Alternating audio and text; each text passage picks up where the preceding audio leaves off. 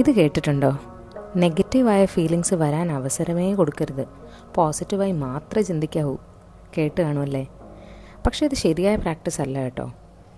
Negative എന്ന് പറയപ്പെടുന്ന നമ്മുടെ ഓരോ ഇമോഷൻസും ലൈക്ക് അസൂയ, ദേഷ്യം, സങ്കടം, കുറ്റബോധം, നാണക്കേട്, ഇവയൊക്കെ നമ്മൾ എതിർക്കുമ്പോഴാണ്, അല്ലെങ്കിൽ ഇതിനോടുള്ള റെസിസ്റ്റൻസ് ആണ് കൂടുതൽ സഫറിങ് അല്ലെങ്കിൽ ദുഃഖം ഉണ്ടാക്കുന്നത്.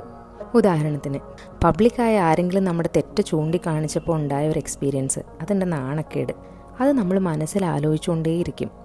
ആ വിഷയം ഒന്ന് വിട്ട് കളയാൻ പറ്റിയിരുന്നെങ്കിലെന്ന് ചിന്തിക്കാറില്ലേ? എന്നാൽ ആ ഇമോഷനെ ഇല്ലാതാക്കാൻ ട്രൈ ചെയ്യുന്നതിന് പകരം ആ ഫീലിങ്ങും നോർമലാണ്, ഇറ്റ്സ് ഓക്കെ, അത് വരുന്നതും ഓക്കെയാണ് എന്ന് ചിന്തിച്ച് നോക്കൂ. സങ്കടപ്പെട്ടിരിക്കുന്ന നമ്മളുടെ ആ പാർട്ടിനെയും ചേർത്ത് നിർത്തി നോക്കൂ. എന്ന് വെച്ചാൽ സങ്കടം വരുമ്പോൾ ഫാമിലി പാക്ക് ഐസ്ക്രീം വാങ്ങി ഒറ്റയ്ക്ക് കഴിക്കാനോ, ദേഷ്യം വരുമ്പോൾ ആരെങ്കിലും അറ്റാക്ക് ചെയ്യാനോ അല്ല പറയുന്നത്. റിയാക്ട് ചെയ്യാതെ, ഫിക്സ് ചെയ്യാൻ ട്രൈ ചെയ്യാതെ, ജഡ്ജ് ചെയ്യാതെ ആ ഇമോഷനെ ഒന്ന് ശ്രദ്ധിച്ച് ഇതും മനുഷ്യ സഹജമാണ് എന്ന് സ്വയം ഒന്ന് പറഞ്ഞു നോക്കൂ. അപ്പോൾ അത് ട്രാൻസ്ഫോം ആവുന്നത് കാണാം.